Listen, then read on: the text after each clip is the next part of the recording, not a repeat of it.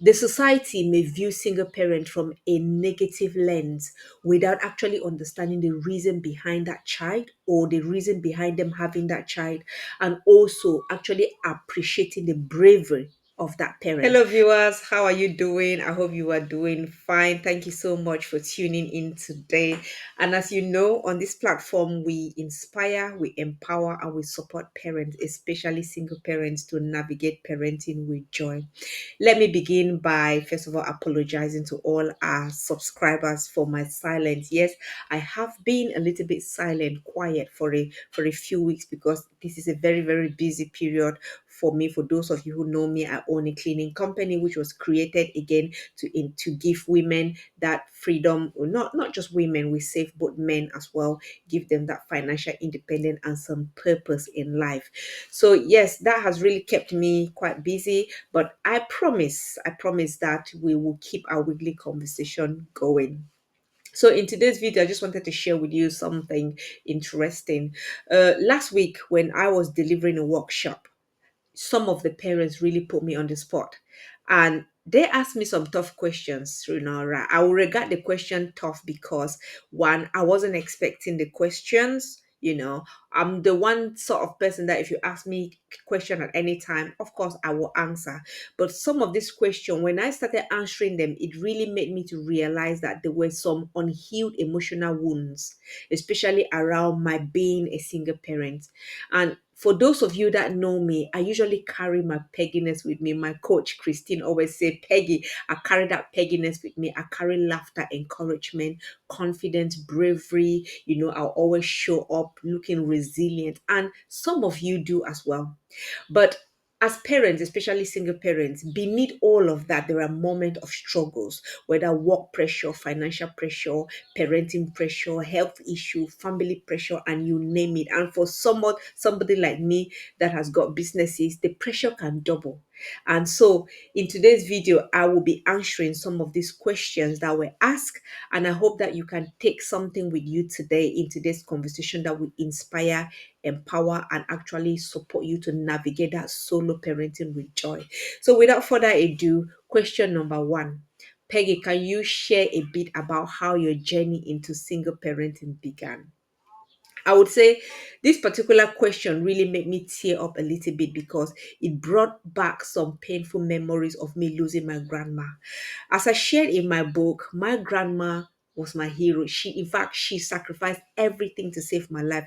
I always say that she sacrificed her life to save my life, right? Even when people actually believed that I wasn't ever going to carry a child, my grandma believed in me, and one of her greatest wish was for her to carry my child before she died. So, but unfortunately, she fell ill and the prognosis wasn't looking good. And at the time, I was preparing for my A levels, and my grandma's health was really deteriorating. So, I knew that I needed to do something to give my grandma that hope, or to give my grandma that wish, of her carrying my child before she died.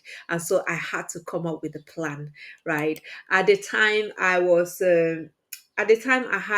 preparing for my A level GCSE, and I had one of my dear friends at the time. And to be honest with you, my grandma actually knew this my friend. I'll say boyfriend. My grandma actually knew him and also regarded him as a son. In fact, she used to tell him that, you need to take care of my daughter all the time. So, yeah, I intentionally, to cut the long story short, I intentionally got pregnant because I wanted to give my grandma her wish of carrying my child. So, but unfortunately, my grandma passed away 1 month into my pregnancy. And she didn't know actually that I was pregnant, and that is what really hurt me the most because I didn't have the opportunity to meet her face to face. At the time, I was in another city and she was ill in another town. And I wasn't given the opportunity to go see her, just to whisper in her ears that, Grandma, I'm finally pregnant. But I didn't. So, yes, so she passed away 1 month into my pregnancy. And that really, really hurt me. So, shortly after that, I, of course, gave birth to my child.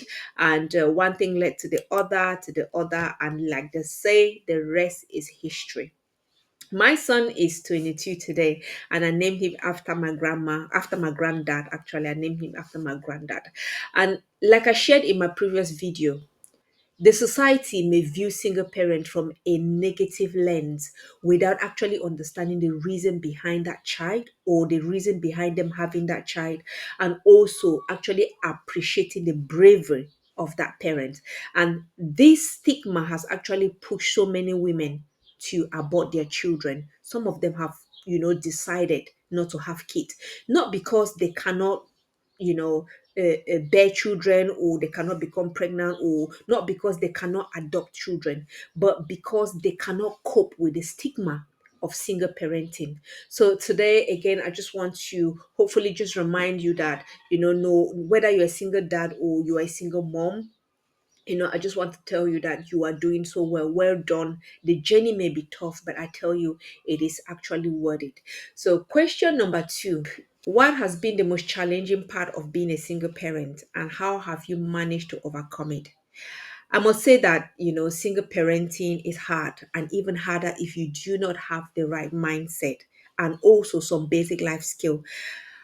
For my case, I was lucky enough, to have babysitted my uncle's children and learning some basic parenting skill from that very, very young age.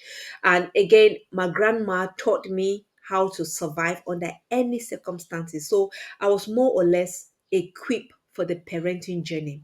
But what I wasn't prepared for was how to deal with a teenager's emotion. Gosh, that is difficult. That is difficult. The most challenging part of being a single parent, in my view, and I'm sure in some of your views as well, was when my son was struggling with his emotion as a teenager.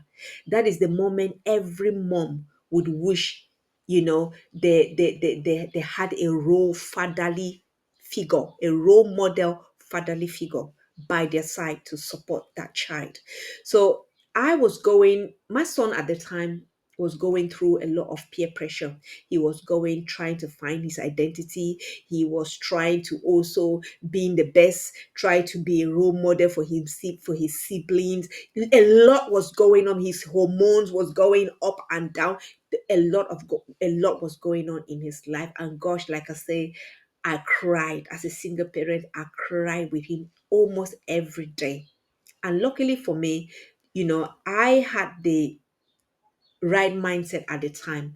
I was mentally healthy, or I would say I was in a mentally healthy position at the time.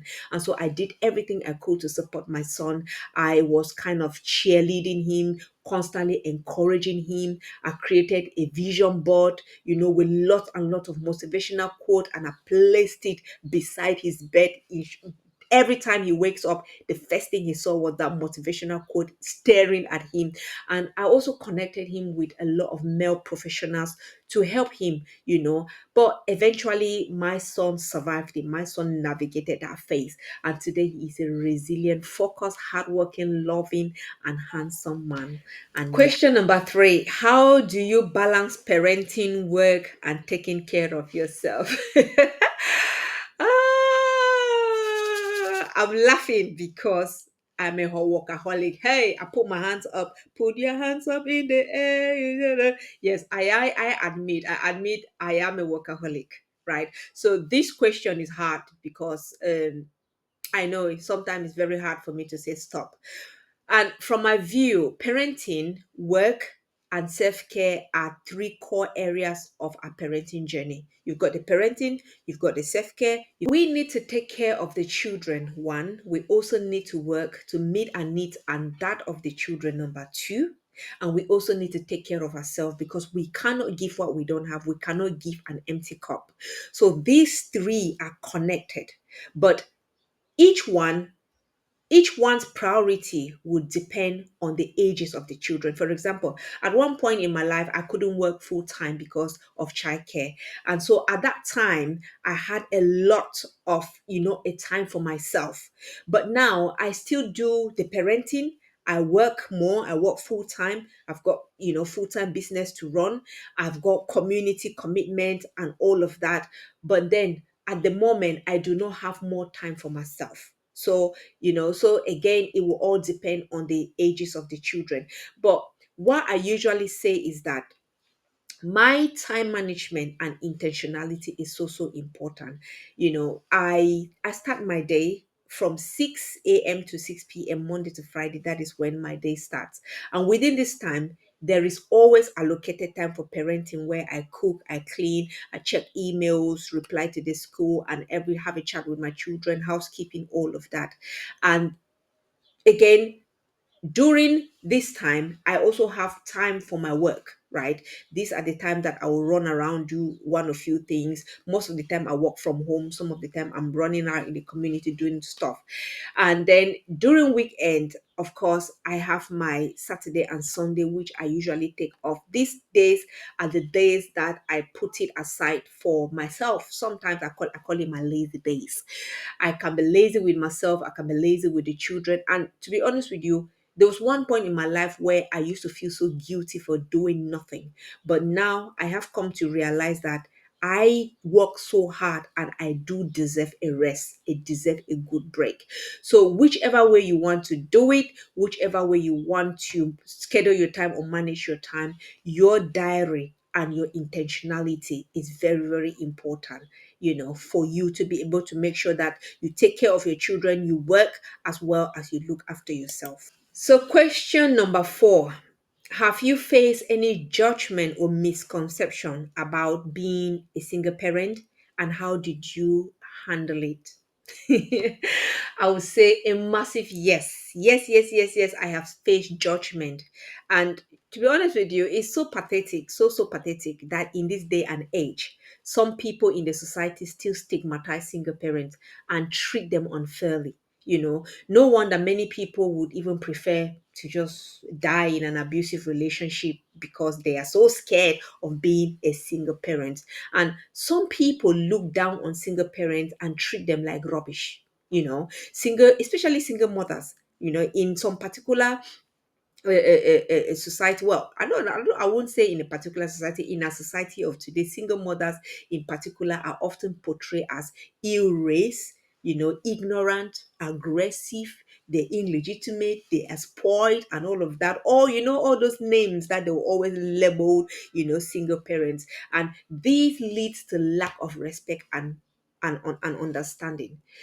Single parents may also face challenge in accessing services and support which are designed for single parents, especially single fathers. Single fathers actually lack a lot of support network or resources within some communities. And again, they may be excluded from social activities, even by other parents. It's so crazy that other parents who are married will always like even exclude single parents. No, I don't want you. No, so single moms are always deemed by some pathetic men even as needy and wanting them for money. I'll share with you a story. There's a time that somebody reached out to me on Facebook and was asking me out for a date. And like I always do, I always like to scrutinize people's profile. So after scrutinizing their profile, I declined their request. And he shamefully turned around and said, "Oh, well, I was only doing you a favor. Who would want to date a mom of three?" you know, I laugh because that is what some empty-headed, I call them empty-headed narcissists go around. They look for their prey or some prey to devour.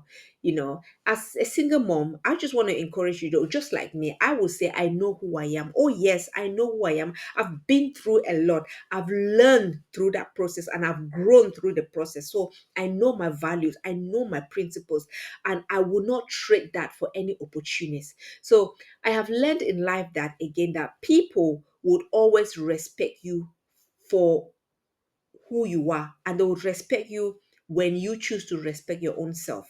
And I always say we need to remember that Whoever or whatever whoever we're dealing with and whatever we are doing, we are laying some tracks for our children. So we need to be very, very careful about the interactions we have. Right. Question number 5. What has surprised you the most about your journey as a single parent? I would say that when I look at all the milestones I have achieved as a solo parent, I don't think I would have achieved them if I was in a relationship, especially in a relationship that your value is undermined. When you are regarded, as a good for nothing woman, that is when your confidence, your self-esteem, and your voice is silent, right? So I always say unhealthy relationship or an unhealthy environment will usually uh take away your confidence. It will kill your self-esteem. It will actually make you not to develop. It will make you to stay stagnant in your own development. And to be honest with you, when in a relationship when there are two people in a relationship, sometimes we can become so complacent about our own self and about our abilities, about our values, about our skills, about our potential, because we feel so lazy. We feel like, you know what, oh well, if I don't do this thing, my partner is going to do it. If I don't do it, and again, when this happens, we always undermine our own development as well as the growth of the family. So, to be honest with you, will always say that over the years, I have learned so much. I have learned to be independent. I have learned to step out there and do things that I wouldn't have, done it maybe if I was in the relationship. As a single parent, there is peace of mind, there is stability, confidence, focus, learning, and growing. These are some of the things that I have achieved. And, you can also decide whether to survive or to thrive. We have the choice. As I've always said, marriage or partnership is a beautiful gift that God gave humanity. And I'm a firm believer of marriage, but I also believe that it should be based on mutual respect and love for one another. Question number 6. What advice would you give to someone who is just starting their journey as a single parent? Right. The biggest piece of advice I would give to someone just starting their journey as a single parent is, of course, just give yourself some grace. Give yourself grace. You are not going to have all the answers right away. I know sometimes we'll have like, oh, how am I going to do it? How am I? What if? Da, da, da, da, da? Yes, these are all questions that will be running in your head. But I always say you will not have the answers right away, and that is okay. So take it one step at a time, one day at a time, and don't be afraid to ask for help, whether from friends, from family, or from your community resources. You need to also build a support system, no matter how small it is, because I know sometimes when we lose trust, it is hard to actually trust people again to help us. But yes, try and find a way to build a good, supportive, trusted network of people around you. And you don't have to do it all alone, even if it feels that way sometimes. You have families who you can always reach out to. And one of the greatest thing is that you need to take care of yourself mentally and physically, because remember, you cannot pour from an empty cup. You cannot give what you don't have. You cannot give love when you don't have love. And again, last but not the least, trust yourself. Trust yourself. You know what is best for your children. You know what is good for them. And make sure that you step out and give them the best that you can give. I do hope that you really picked out something from this video today. And again, I would like to also hear from you. What are your thoughts, about this on this question? Because again, what you have, your experiences may help somebody to actually help themselves. As a community, we need to support and share. We need to grow. We need to help each other. We need to share each other. And again, I just want to say that if you would like to join me for a Q&A session, please let me know. We can always have a Q&A session in our next session. I'm always happy to have a chat, with you, and, so that we can see how we can help and each other. So thank you so much for hanging out with me today. I will see you again in my next video, and in that next video I will be sharing my top 5 challenges as a single parent. So I love you. Do take care. Thank you. Bye bye. Bye.